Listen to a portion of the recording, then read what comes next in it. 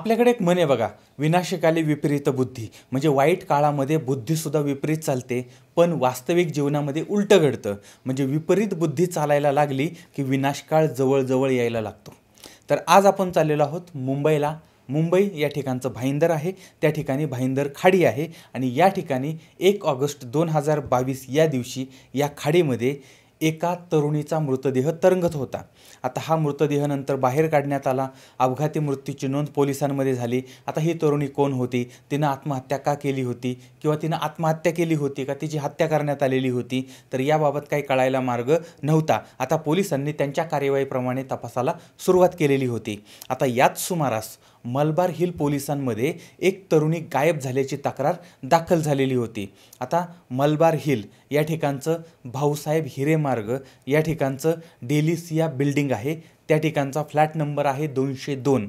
या ठिकाणी राहणारे चंद्रकांत यशवंत शिवगण हे जे आहेत त्यांनी पोलिसांमध्ये फिर्याद दिली होती की त्यांची चुलत बहीण, नाव आहे अंकिता सुरेश शिवगण, वय साधारणपणे 20 वर्षाचं आहे. तर ही 20 वर्षाची तरुणी 31 जुलैपासून गायब झालेली आहे. आता या अंकिताच्या तपासाला पोलिसांनी सुरुवात केली. आता तिच्या घरचे, तिच्याशी संबंधित असणारी मंडळी वगैरे यांच्याकडून पोलिसांनी अधिक माहिती घेतली आणि अंकिता जी आहे तिचा मोबाईल नंबर घेतला. त्या मोबाईल नंबरचं CDR काढलं आणि याच्यामध्ये ती कोणाच्या संपर्कामध्ये होती, तिचं कोणाबरोबर शेवटी बोलणं झालेलं होतं, तिचं लोकेशन काय होतं, या संदर्भामध्ये पोलिसांनी माहिती घ्यायला सुरुवात केली.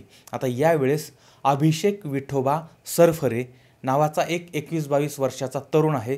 तो राहणारा आहे B202 बापू अपार्टमेंट, नारंगी रोड, रामू कंपाऊंड जे आहे त्याच्या मागे, विरार पूर्व, वसई, पालघर, मुंबई.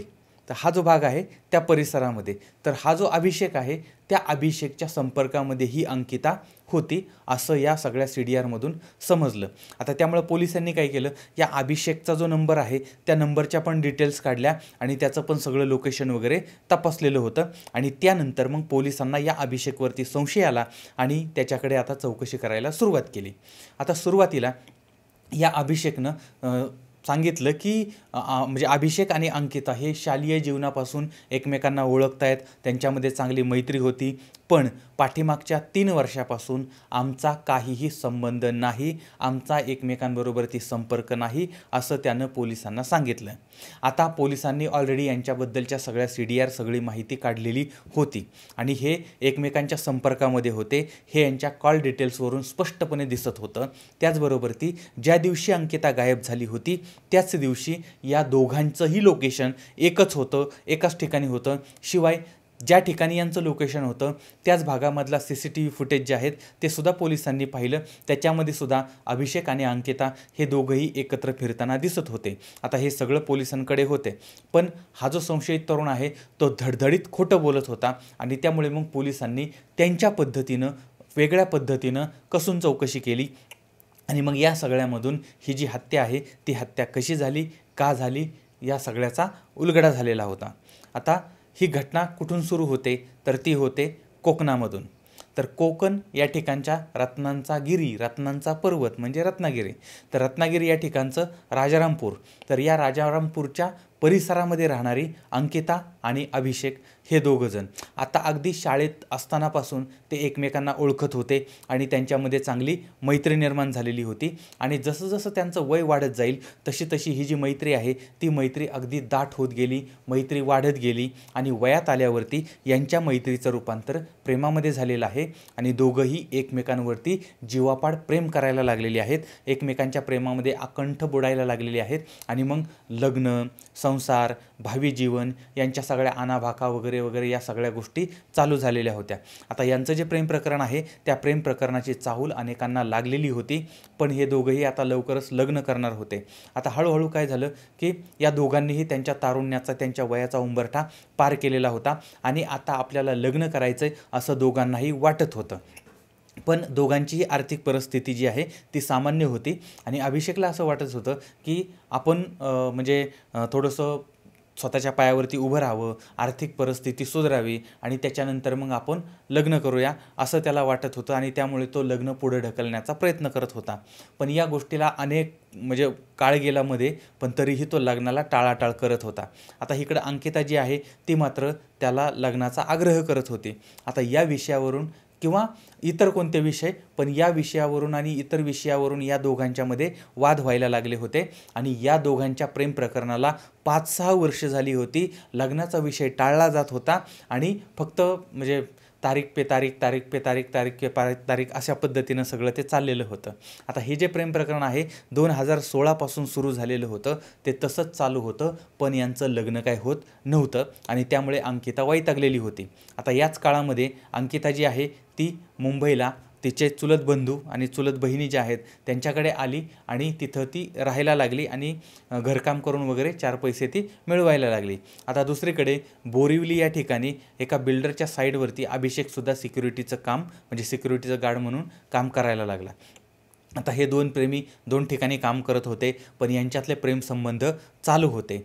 पण लग्नाच्या विषयावरून यांच्यामध्ये भांडण होत होतं आणि ही जी प्रेयसी आहे ती सतत तगादा लावत होती आणि प्रियकर मात्र त्याला टाळाटाळ करत होता आणि यावरून ही वादावादी वाढत चाललेली होती. पुढं हा वाद जो आहे तो इतका वाढला की त्या प्रेयसीनं धमकी द्यायला सुरुवात केली की जर तू लग्न केलं नाही तर मी तुझ्या विरोधामध्ये तक्रार करेल.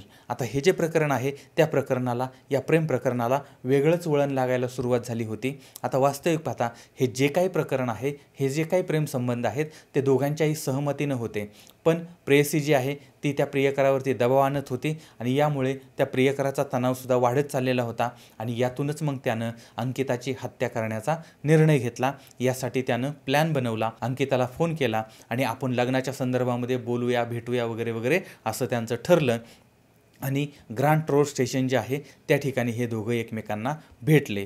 आता भेटल्यानंतर मग त्या ठिकाणावरून ते बोरिवली रेल्वे स्टेशन जे आहे तिथपर्यंत आले आणि तिथून ते भाईंदर रेल्वे स्टेशनला गेले आणि या ठिकाणावरून दोघंही चालत चालत खाडीच्या दिशेनं जायला लागले. आता रेल्वेच्या बाजूनं भाईंदरच्या खाडीच्या ब्रिजवरती ते आले. आता ती प्रेयसी इतका प्रवास करून त्याच्याबरोबर ती आली होती, याचा अर्थ या प्रवासामध्ये यांच्यामध्ये वाद झालेला नाही. अत्यंत प्रेमानं हे दोघं प्रेमी जीव एकमेकांच्या बरोबर ती बोलत होते आणि त्या खाडीच्या पुलावरती पोहोचले. आता या ठिकाणी यांच्यामध्ये प्रेमाच्या गप्पा चालू होत्या आणि आजूबाजूला कोणीही नाही आणि अंकिता जी आहे ती बेसावध आहे हे पाहिल्याबरोबर त्या अभिषेकनं तिला धक्का दिला, त्याबरोबर ती खाडीमध्ये कोसळली.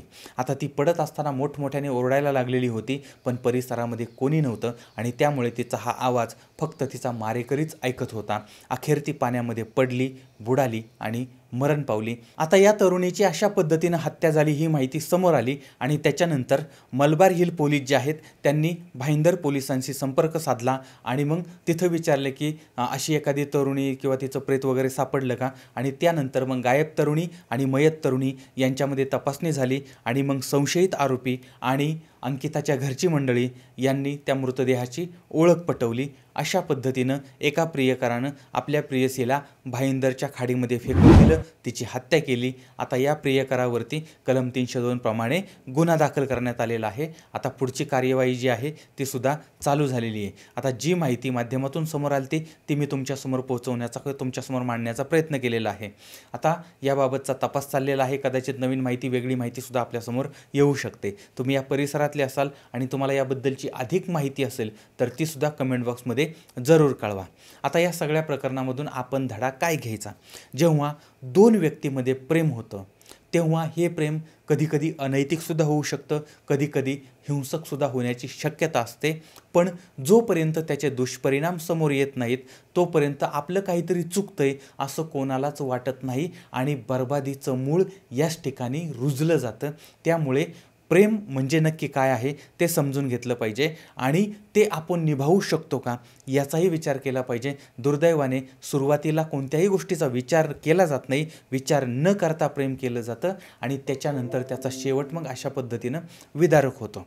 दुसरी गोष्ट, ज्या गोष्टी सहमतीनं होतात त्या गोष्टीमध्ये जर वाद निर्माण झाला तर एक व्यक्ती दुसऱ्यावरती नको नको ते आरोप करते आणि त्याचं आयुष्य उद्ध्वस्त करते.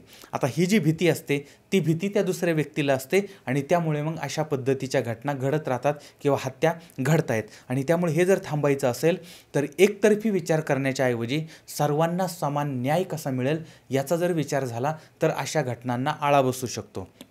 आता हा हिंसाचार झाला, हे प्लॅनिंग झालं, एवढं सगळं करूनसुद्धा काय मिळालं? आता याच्यामध्ये दुसरा मार्ग नव्हता का? दोघांनी बसून याच्यामधून नवीन मार्ग काढला असता तर कदाचित नवीन मार्ग सापडला असता. पण टोकाची जर भूमिका घेतली तर मात्र त्याच्यामधून अशा पद्धतीच्या घटना घडतात. आणि म्हणून आपण सगळ्यांनी लक्षात घ्यायचं, कोणतीही गोष्ट करताना टोकाची भूमिका कधीच घ्यायची नाही. सर्वसमावेशक अशा पद्धतीची भूमिका घ्यायची, एकतर्फी भूमिका घ्यायची नाही. एकच बाजू खरी असू शकते असं नाही. दोन्ही बाजूंनी, सगळ्या बाजूंनी विचार करायचा आणि आपली लोकं दुखावली जाणार नाहीत याची काळजी घ्यायची आणि नंतरच आपली भूमिका जाहीर करायची किंवा ती भूमिका घ्यायची. बरं, आता याबद्दल तुम्हाला काय वाटतंय, तुमचं मत काय ते सुद्धा मला जरूर कळवा. पुन्हा भेटूया उद्या रात्री 8:30 वाजता एका नवीन क्राईम स्टोरीसह. तोपर्यंत धन्यवाद.